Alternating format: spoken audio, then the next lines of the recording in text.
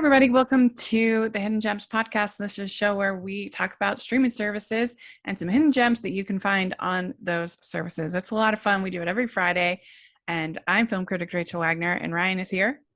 Hey, Rachel. It's great to be back with you once again. It's always a privilege. And I'm just, this is one of those periods where I'm just surprisingly happy with how my life is going. Oh. Not to say that I'm a pessimist per se, but it just sometimes there's parts where it's like I'm in like a deep valley, but there are other times where I'm in a massive peak, like when I was out there with you or when I was, doing this and the other thing.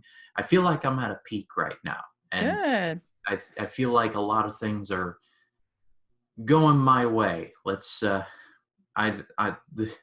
The pessimist side of me is like, just wait for the other shoe to drop. But I'm not going to do that. That was high school me. I'm going to be different now. Well, that's good to hear. I feel like I'm just in this sort of weird mode where I'm in trying to get ready for this trip I have coming in August. And so it's just overwhelming and I have so much to do. So I'm very busy, but it's almost like busyness waiting for things to get exciting, if that makes sense. No, I absolutely know what you're talking about. And I honestly hope you're excited. I mean, you're going to literally the Christmas convention. Yeah, go to Christmas Con. It's like you and Mick Foley are like the queen of Christmas. Yes, and I'm determined that I'm not going to get sick.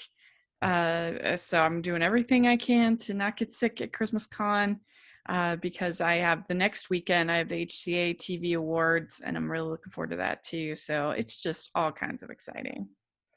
At my day job, just today, my boss's wife, who's a volunteer, she comes up to my desk and she was like, "It's now time to start preparing for Christmas," and I'm like.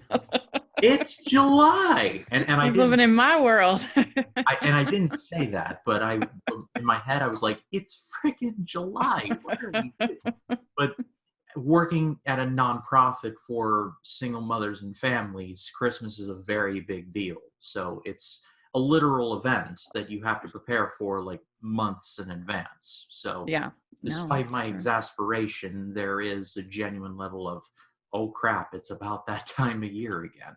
Yeah, I mean, with Hallmark's podcast, we never stop talking about Christmas and Christmas movies and things like that. But it does our actual like preparation for the season will start in August, getting kind of ready, thinking about who we want to interview, what we want to do. Last year was really hard because they didn't release the slate until almost a week before it started, so that really hurt our planning. Hopefully they won't do that to us this year.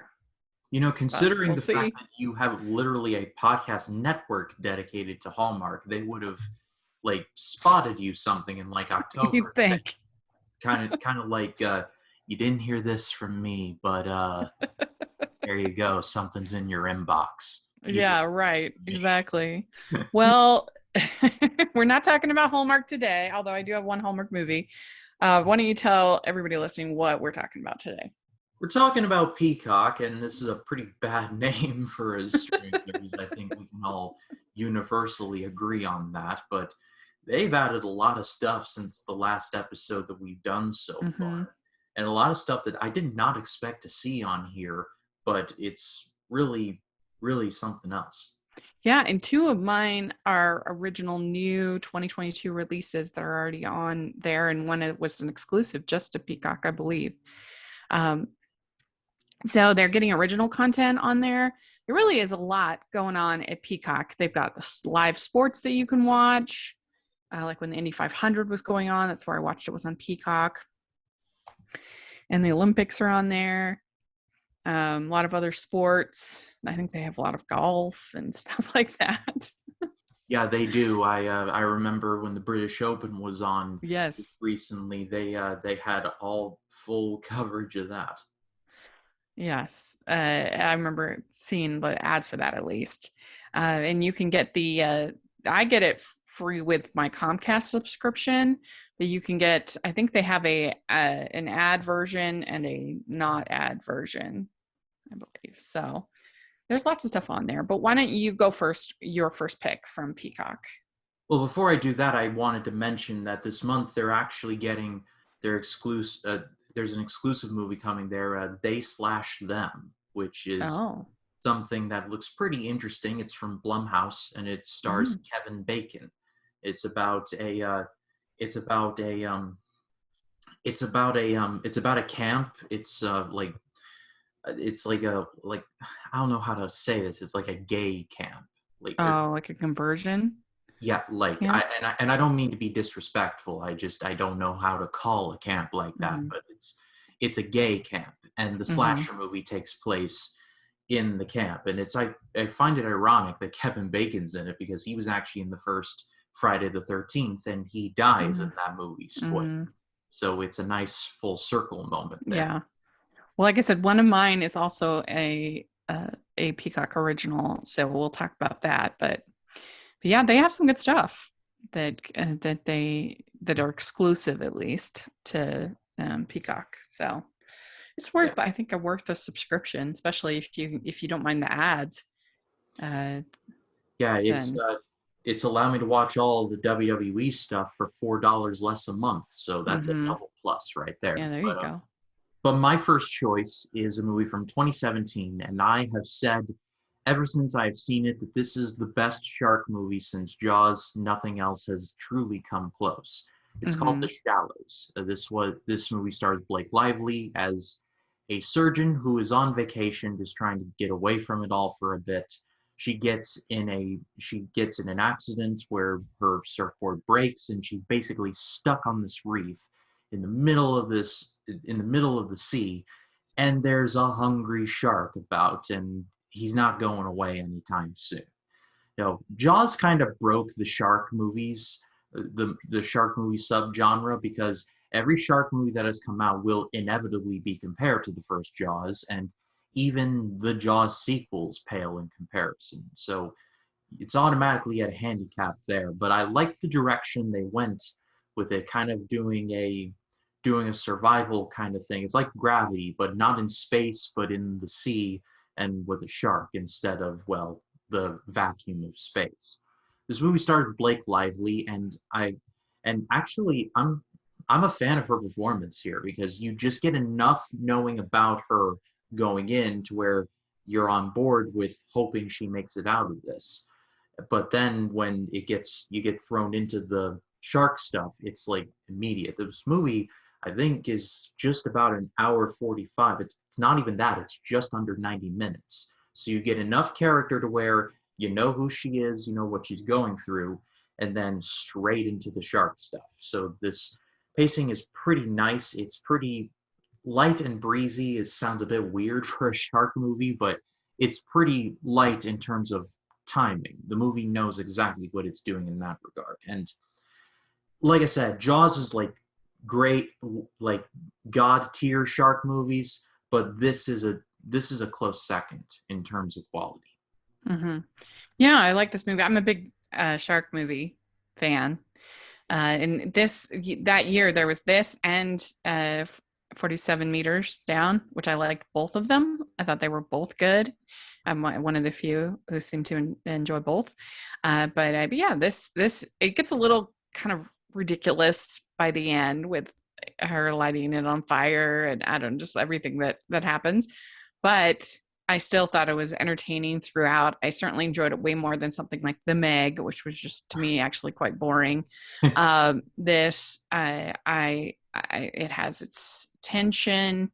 It's well shot. It's a small movie, but I think it works. It's good. I mean, to be fair though, the ending of Jaws, I mean, Brody literally shoots an oxygen tank with a rifle and it blows up. So Yeah, that's true. let's not throw stones from the glass house and all of that. Yeah, that's fair. But I guess I am forgiving because that was 1978, Oh I yeah, believe. that's fair. but but yeah, I like this movie a lot. I think she manages to hold her own on the screen. She's practically the only person in the whole movie, and I really like the way they do text messages on this. That it actually the it's very clever the way they do it. So Yeah, I have cool. kind of a soft spot for movies that take place in like it's like Mm-hmm. disaster, not disaster movies, but like survival movies that take place in one primary area, so Yeah. to speak. That's why Well, I'm really looking forward to that movie Fall coming out in a couple of weeks. It's about the two girls that climb up the cell tower and they have to get down with like no assistance. oh, I'm I hadn't heard secret that. I'm secretly hoping that movie's good because that teaser trailer gives me the heebie-jeebies. Like Mm-hmm. I'm not afraid of heights. I can tolerate them, but just seeing that tower and seeing those girls on there, I'm just like, oh damn. Okay, you get. Well, and I'm excited for Roar. I think that's what it's called, the Lion movie. Oh, with Idris Elba. That yeah, that looks pretty fun, I think. I mean, Idris Elba's a pretty easy sell for me. I'm a Mm-hmm. fan of that man, and he's got two movies coming out in August. It's and Roar and 3,000 Years of Longing from George Miller. Oh yeah, that's going on in August. Yeah, end of Oh, August. cool. Idris Elba, Tilda Swinton. Idris Elba is a genie. That's something I did not know that I needed, but I'm so glad we're getting. Cool. Good. Yeah, I am too. I did for some reason I thought that wasn't coming out for a while, so that's good to hear. Well, my first pick is a local film, but it's actually it's a Utah-made version of Pride and Prejudice from 2003, and it's a pretty good little low-budget comedy. It stars Cam Haskin and Orlando Seals, the name, and it's set here in Utah, and so there's some kind of local jokes, Mormon jokes, things like that. But anybody can watch it and enjoy it, and I do think their take on Mr. Collins is pretty funny. He's like this kind of he's this college student who's desperate to get married, trying to find his eternal companion, and anyway, I thought it was funny, and considering we just got a not very good version of Persuasion, and there's so many bad versions of Pride and Prejudice, this is a small version that's actually pretty fun, pretty funny. You know, I'm not really that big of an Austen snob, so I wouldn't know, but there's bad versions of Pride and Prejudice. Oh my gosh. Yeah. Well, I mean, there's a lot of versions that like claim to be Pride and Prejudice, but then they actually have like almost nothing to do with the actual story. I mean, it's particularly on Hallmark Channel. There's like one called There Was Pride and Prejudice and Mistletoe, and it literally had nothing to do with Pride and Prejudice. It's just like the names. And then they did another one called Christmas at Pemberley Manor. Again, just have the names. It has nothing to do with the movie itself. Has nothing to do with Pride and Prejudice. I'm like, why are you doing that? It makes me crazy. What did you think of Pride and Prejudice and Zombies? I actually had fun with it. I enjoyed it. Really, I would Yeah. have never imagined that you could make a movie like It was that. kind of fun to see I mean, that's the thing is I'm actually not a traditionalist. I don't think you have to be super faithful to the book necessarily, but like I feel like you have to be faithful to it in spirit. Like you can have it in a different setting, you can have it in a different time, but I should be able to recognize, okay, this is Pride and Prejudice. Like they just did a movie called Fire Island, which is the Pride and Prejudice story, bare bones, loosely adapted, but like the main beats are there. But it's set in Fire Island, and it's a gay LGBTQ story, and that worked for me. It's very mature, not so. If you don't like mature content, it's not for you. But anyway, I'm not somebody that doesn't like adaptations, but I think it should at least be the story, and it should at least have something to do, not just be the names.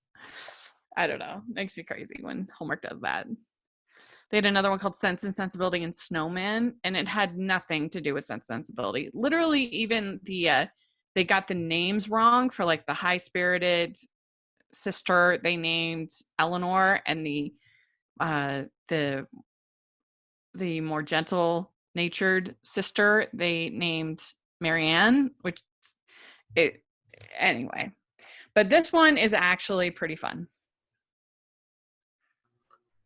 Right. So my next choice is a movie from 2012, and this is a movie that got dunked on quite a bit, but for some strange reason, I've kind of, I like the idea of it, and I like it in practice. It's called Man on a Ledge. This tells the Hmm. story of a former cop played by Sam Worthington who was framed for a crime that he did not commit. And so after getting out of prison, he, well, goes to one of the biggest hotels in New York and gets out on the ledge and plans to, well, seemingly to jump.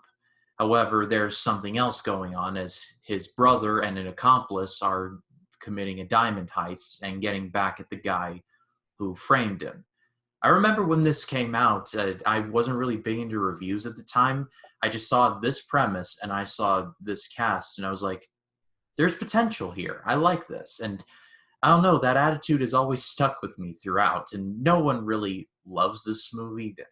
Like is a bit of a strong term also, but I don't know. I like this idea. I like how this man stands on the ledge distracting the police while this heist is going on without their knowledge. I like that. I like the spirit of that. And Hmm. also, I like the idea of how, like, it's pretty much in the balls in the court of the people who framed the cop, because the cop could either tell him everything and then jump, or just jump and then the cops will be like, say, hey, this guy who just jumped, he may have known you for something. Care to explain? So, like, it's the must lose situation for the guy who does the framing. There's It's actually quite good. Sam Worthington's in this. Elizabeth Banks is in this. Jamie Bell is in this, and even Ed Harris is in this as the main villain, if my memory serves. I may be wrong on that, but Anthony Mackie is also in this as well. And this was one of my first intros to him before he would become Captain America and Falcon and all of that. So, like I said, I have a soft spot for this one. It's not the greatest ever, but it's a solid little thriller that I think uses its premise for about as well as you might imagine. Hmm. Yeah, I remember when it came out, everybody was saying that that Hollywood needed to work harder on titles because they had "We Bought a Zoo" and "Man on a Ledge," and there were a couple others like that. I remember when I remember when We Bought a Zoo came out, I was like, that's like the most literal title I've ever read. Yeah. I haven't seen it, so that's interesting. All right. My next choice is also about heists, kind of. And it's called The Bad Guys, and it came out this year. And now it's on Peacock. This is from DreamWorks. And what's some really cool things about this movie is the animation is just absolutely beautiful. And I guess it's based on these books, kids' books. But I loved the style of the sort of the hybrid 2D CG animation looked beautiful. And I also loved the fact that it was actually set in LA and there were like noticeable landmarks in LA. You don't have that often in an animated film. Usually they're, if they are set in a city that's usually a made up city like San Francisco, usually you don't get an actual, there's a few like kind of one Dalmatians or the Aristocats, but not very many Oliver and Company that are actually set in like real cities that we know. And so this was kind of neat. And the action, the car chases were just absolutely outstanding. So good, so well done. I thought it was pretty funny. I enjoyed it. I liked the characters. It's not like the most original script I've ever seen. Like you basically know what's going to happen from the beginning to the end. There's no real surprises, but I didn't mind that because I was being entertained in so many other ways. The music was really good. The voice acting, Sam Rockwell, Aquafina, Craig Robinson, great. So great voice cast, and I just thoroughly enjoyed it. It's still one of my favorite movies of the year. Yeah, I've yet to review this one, but I want to review it before the end of the year because this was brilliant. I did not expect it to be this good, but it was really good, and I'm glad the Pixar like did this because it's gotten them out of the boss baby DreamWorks. lump that they've been in. You mean DreamWorks? What did I say? You said Pixar. Oh shoot! Wow, It's okay. That's- DreamWorks. I'm glad Yeah. DreamWorks did this. It's got Yes. them out of the slump that they've been since like Boss Baby and that whole crap and that whole Yeah. thing. Is yeah, like you said, it's definitely a story we've seen before. The villain who like grows a heart of gold. We've seen something like Nightmare Before Christmas immediately springs to my head, but I like how like I like the visual metaphor of what happens when Sam Rockwell's like the tail just goes crazy and just like I like that. I like that. Mm-hmm. I like the spirit of that, and I like the message too. Just because something looks good doesn't mean that is good, and that's I'm trying to make that not a spoiler, but I mean, Well, and it's just really nice when you have a story about family and you make your own families. And so I think that's always a nice message to have. And you're right about DreamWorks. They really needed it after a rough couple of years. yeah, and I'm not going to lie. I did not think I'd like more of DreamWorks' output than Pixar's output this year, but I mean, that's the time we're living in. Yeah. It's kind of like last year. I enjoyed more of DC's stuff than Marvel stuff, but I have not seen all of Marvel stuff from last year, so take that with a pinch of salt. Mm-hmm. Yeah. So what's your next pick? So my next choice is from 2010, and it is called The Other Guys. This starred Will Ferrell and Mark Wahlberg. They're basically the cops you call last. Like they're basically the desk guys, but they long to be more. Will Ferrell's character is definitely the bookworm of the two, and Mark Wahlberg was a bigger deal, but something happened involving a relatively famous New York Yankee, especially in recent Yankees history, Uh-huh. someone who wears the number 2, that he gets the nickname Yankee Clipper. So and he was severely demoted. So they get onto a lead of which this Elon Musk type named David Urshon, played by Steve Coogan, perhaps might be doing something potentially illegal with his company. And so they start to probe. However, there is resistance within the department. This is definitely this is definitely a comedy. It's definitely a spoof of like cops going up against corrupt stuff. But I don't know. I really enjoyed this one. There's a very funny fake out with The Rock and Samuel L. Jackson. They're two characters in this, and I won't spoil it if you all haven't seen it, but their couple of scenes together are really funny. They maximize the minutes that this crew had with those two. Michael Keaton is in it. He's always a lot of fun, and just learning more about these detectives and these little wrinkles that they have is quite fun. Like Will Mm-hmm. Ferrell, his character is pretty much like the most bookwormy cop you could ever ask for. Like they pretty much give him a wooden gun. Like that's how much of a desk jockey he is. But his wife in the movie is played by Eva Mendes, and Eva Mendes is gorgeous. I'm that's probably the coldest take in history, but Eva Mendes is gorgeous. Yeah. And one of the movie's biggest jokes is that this bookish dude played by Will Ferrell managed to land the smoking hot Eva Mendes as his wife.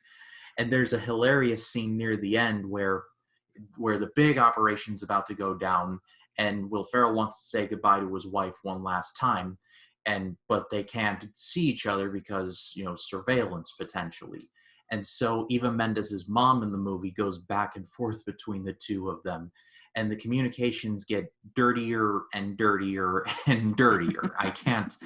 This is a family show, so I won't here, but it is hysterical. And so at the end of the day, I this is one of those comedies that I just remember a scene from. I'm like, all right, yeah, that's really good. Yeah, I feel like I've seen that. It's been a while, but I remember thinking that it was funny. Uh, that it was well done. Yeah, Um, there's a particularly funny scene, or well, it's kind of darkly funny, but there's a funny scene where Mark Wahlberg he had a really bad falling out with his girlfriend, and his girlfriend moved on seemingly, and is doing this dance class, and like storms in on this dance lesson, and we find out that Mark Wahlberg's character, who's a very tough, New York City cop, he can do ballet. And we find out that the reason why he learned to do ballet to begin with was to make fun of a bully that was calling him Twinkle Toes. So it was a bit of reverse psychology. I like that. I like the spirit yeah, of that. that sounds. Yeah, I remember that. That was funny. That's good.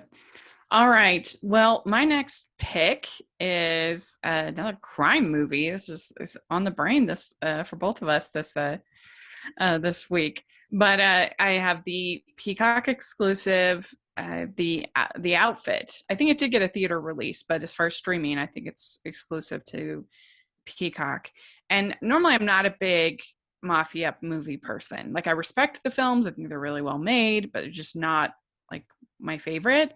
But this, it is a very clever script. I really enjoyed it. It has some big surprises, some twists that really worked. And it's most of the time, it's just Mark Rylance's character, who's this tailor, in this room with these mobster guys. He's the tailor for the mob, and there's a pigeon, a squeal. Somebody turned, and so they go back and forth between Dylan O'Brien's character and Johnny Flynn's character, who of course Johnny Flynn was in Emma, and he's very different in this. He's a bad person, but he's bad in an extremely charming way. He's very handsome and great.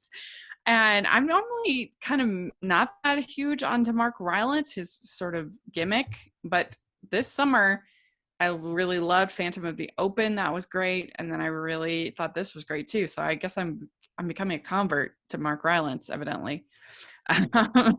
But this was a very well written movie. It looks great. It's very stylish. Obviously, the clothing is really well done, but the main strength is this script that was very clever, I thought. Yeah, it makes me sad because this actually was at my local theater and I just did not have the time to see it. And it makes me sad because I heard nothing but great things about it. And in terms of cast, in terms of subject matter, this is something that's way up my alley. I think you'd like it. Even if it's a bummer you couldn't see it on the big screen, you should watch it on Peacock. Yeah, I'm going to make a point of it to watch it before the end of the year. Yeah. So what's your next? So my next choice is from 2003, and it is called The Skulls. Now, this is another one that definitely is not beloved, but for some strange reason, I just like the general concept. It stars the late Paul Walker, may he rest in peace. It tells the story of a college student who goes to, I want to say it is Yale. It's been a minute since I've seen it, so it's a bit hard to remember right now, but it's an Ivy League school. And this young man learns of a secret society called the Skulls. If you join it, you get special privileges. It's the very definition of a secret society. However, he slowly begins to learn that the secret society, well, it's a bit more sinister than he originally thought of. I definitely can see why people didn't like this, but I like the mystery side of things. I like this kind of analyzation of like fraternities and sort of things like that.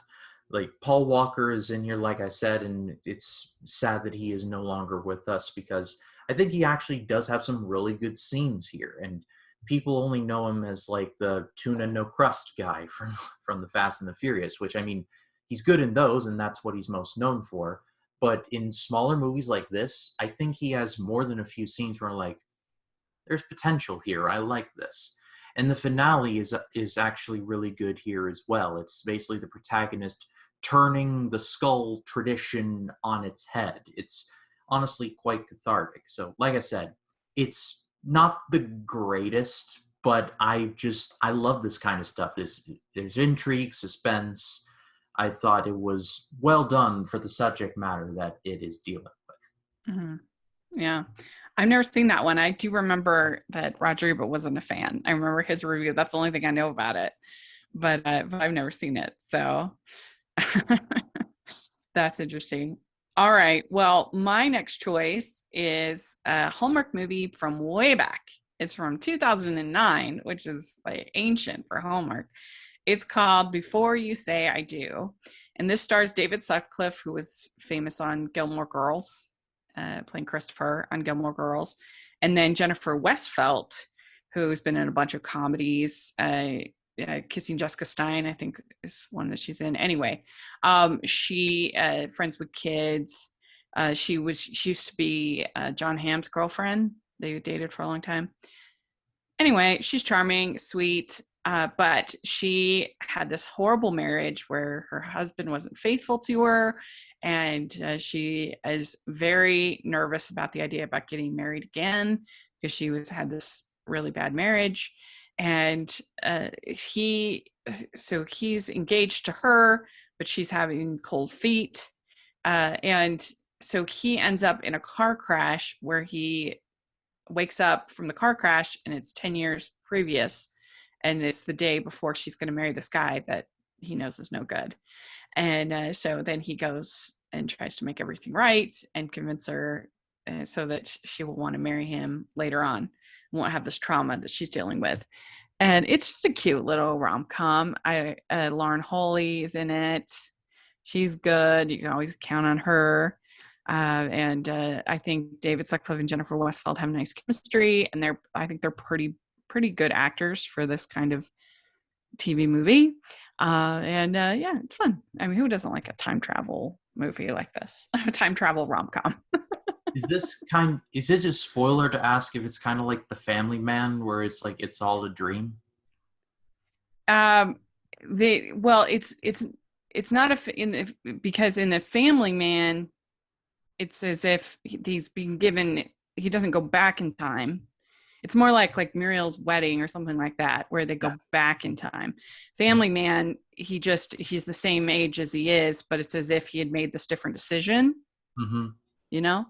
That's, I can't remember honestly if it's all a dream, how they all work it out at the end. It's been a little bit since I've seen this one, but yeah, it's like a time he goes back in time. Got it. Yeah. So what do you have next? So my final choice is from 1998, and it was directed by Sam Raimi, and it is called For Love of the Game. And this stars Kevin Costner, and it tells the story of, Costner, who is a pitcher for the Detroit Tigers. He's basically on the way out. He's been underperforming for quite some time. His girlfriend is breaking up with him. It's a very rough time. And so basically this movie follows him seemingly in what appears to be his final game as a pitcher, and it turns out to be the greatest game that he's ever pitched. I don't want to say what the outcome is. I don't know if that's a spoiler, but it's basically the best game that a pitcher can do if you know baseball. Hopefully it's not giving too much away. But this is a weird one for Sam Raimi because people either know him for Evil Dead, Spider-Man, or recently Doctor Strange in the Multiverse of Madness. But he directed this, and it's weirdly very entertaining. I've said in the past that I'm not a big fan of watching baseball on TV, but I love going to baseball games, like going in person, and I like watching baseball movies. And I wouldn't say this is like Field of Dreams good, but it is definitely, it's very entertaining. It's like a Last Stand kind of movie where everybody doubts the person, and it's up to the person to do it, to show why he is in the position he is one more time.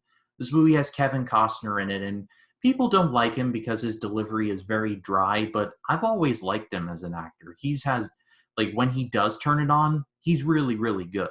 Like there's several smaller movies of his that I've appreciated. Like there's this Coast Guard movie called The Guardian where he plays basically he becomes an instructor at the Coast Guard Academy and he mentors Ashton Kutcher. It's a very good movie that nobody talks about anymore. I recommend that one.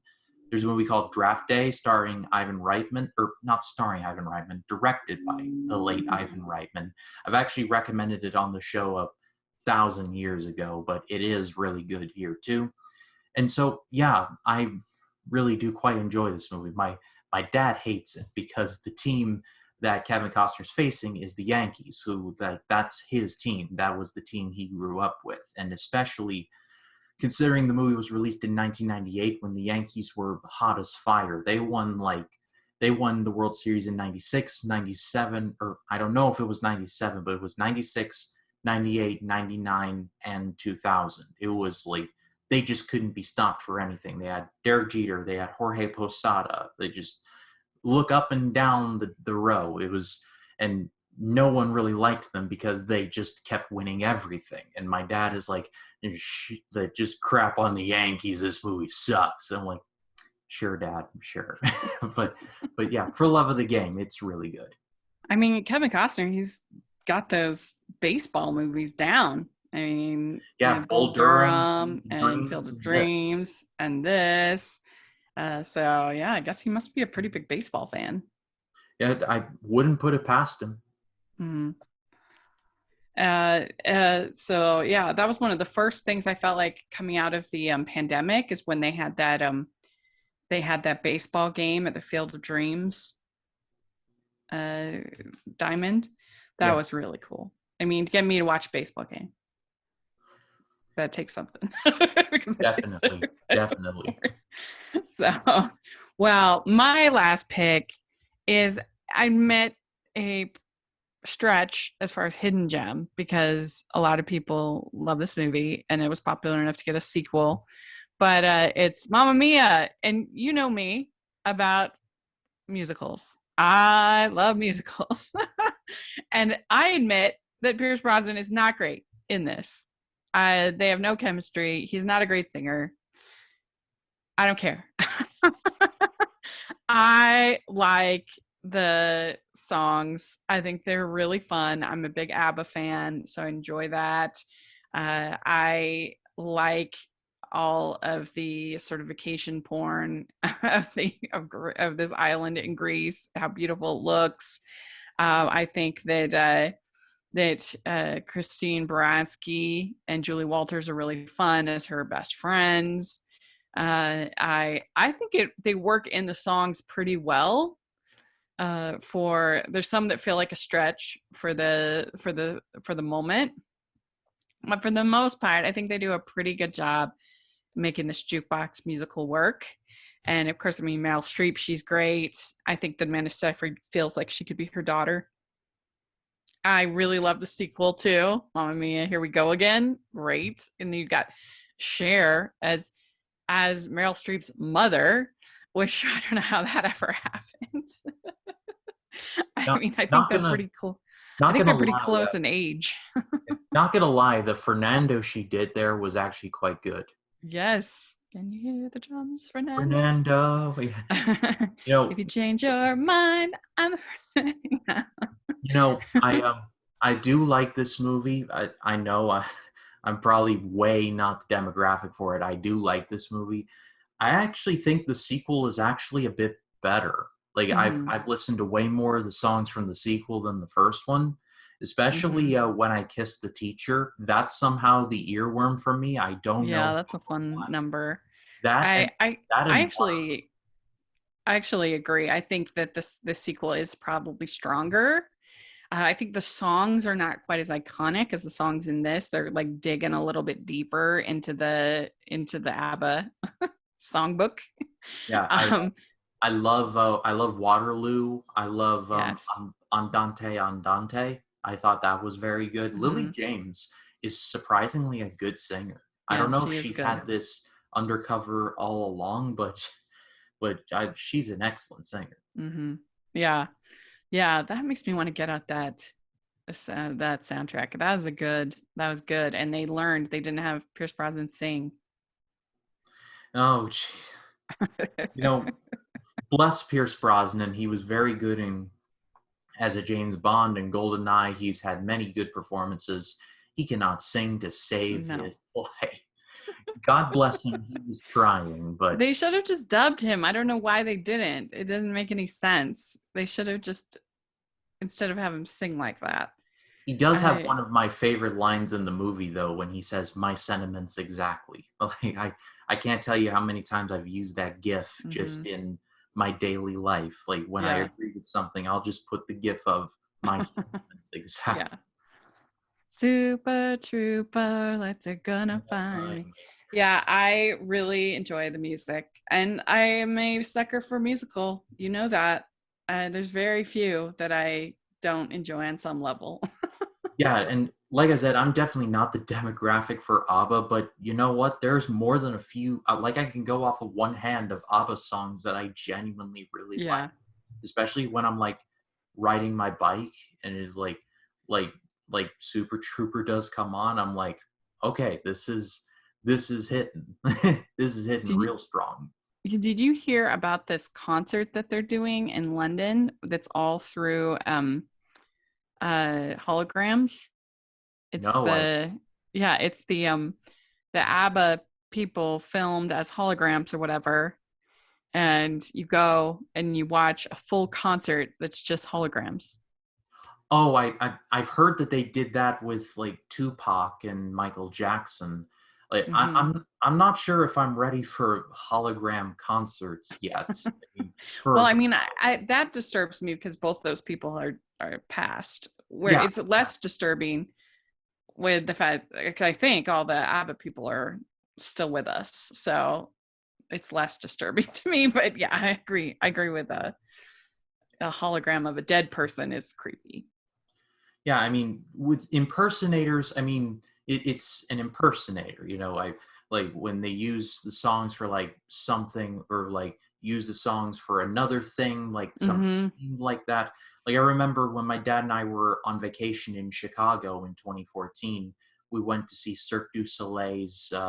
They did a Michael Jackson themed. I can't remember the name of the show right now, but it was um it was all of Michael Jackson's songs or like his big Mm. hits, but with Cirque du Soleil doing the backgrounds and the all the flippy doos and the whole nine, and it was fantastic. Like one of like the song I just can't stop loving you just became one of my favorite Jackson songs because of that. It was that version they did it in I want to say French along with English. That's cool. Yeah, Mhm. they did. I haven't seen. I never been to Cirque du Soleil, but they also did one on the Beatles. I remember hearing about. That was called Love. I have Hmm. never seen that, but part of me wants to go to Vegas just to see some Cirque du Soleil shows Hmm. because I saw the one in that they did in downtown Disney for years, and it's sadly no longer there. And I also saw the one in Chicago, like I just mentioned. Hmm. So I hope I can go like just to see one of their original shows, like O and K, and Yeah, I think there's a couple of others. that'd be fun. Well, let's go over our picks real quick. I have Pride and Prejudice 2003. I have The Bad Guys. I have The Outfit. I have Before You Say I Do. And I have Mamma Mia, the movie. And I have The Shallows, Man on a Ledge, The Other Guys, The Skulls, and For the Love of the Game. Very good. That is quite a variety. If you watched all 10 of these movies, you'd have a lot of variety going on. You'd have a pretty fun night, I think. Hmm. But yeah, let us know what you all are watching on Peacock, what you've been enjoying, and if you've seen any of these films that we're talking about, we'd love to hear your thoughts in the comment section or on Twitter. And Ryan, where can people find you? People can find me on Facebook, Twitter, Instagram, and Letterboxd at RyanCam20. Then there's, of course, my YouTube channel, which is just called Ryan Cam. Over this past week, I'm going to be dropping the Life in the Movies episode with my good friend Jacob Martin. We're going to be doing our August preview and talking about the Marvel stuff from Comic-Con just briefly. Our monthly previews are my favorite episodes to work on. It's going to be a lot of fun. I'll be seeing League of the Super Pets. I hope it's good, but I have a feeling it's probably not going to be. But, fingers and toes crossed and all of that. And then on this coming Sunday, I will be dropping my first reaction to The Crow from 1994. And so there's all that. And then just some guest appearances. I'm going to be on the Chatter After podcast. We're going to be doing a deep dive into The Shawshank Redemption, one of my all-time favorites. I had a great time doing that with Mike, the novice cinephile, and Brandon and Ivik and all of them. I'm going to be on the Suit Up Geeks suspense thriller draft. It's going to be done on Wednesday night as a live stream. I hope to win this time. I've won 3 trivias, but never a draft. So I hope I win this time. And then new announcement, I'm a co-host on the League of Cinephiles movie trivia Under the Lights. And that has a bit of a weird schedule, but I'm a co-host on that now. And I've been having the time of my life. And so on my social media, I'll say, hey, I'm going to be co-hosting. Come by and say, hey, and watch the match. It's really, really cool. And so that's a very long plug, but if you haven't checked me out, please do. Cool. Great. Yeah.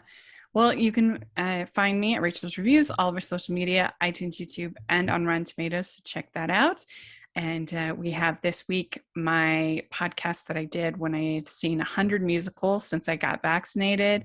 And so that was fun with my friend Jax, just talking Broadway and musicals. So you'll enjoy that on Wednesday. And then I have this week, my family movie night patron pick is The Bishop's Wife. And then next week, we're doing The Preacher's Wife, which is the remake. And so that's really fun. And then also next week is Female Film Critics Panel with Selspec and Karen Peterson. So that will be really fun for y'all to hear. I really thought it was a good discussion. So I'm excited for everybody to hear that. So yeah, a lot of fun stuff going on over at Hallmarkies Podcast. Make sure to check that out. And please, if you are listening to this episode on iTunes, please leave your ratings and reviews. That helps so much. And if you are watching on YouTube, please give the video a thumbs up and subscribe to the channel. We appreciate that so much. We also have the Patreon group and merch store. Lots of fun stuff going on over there. And so please take a look. And thanks, everybody. We'll talk to y'all later. Bye, everyone. Bye.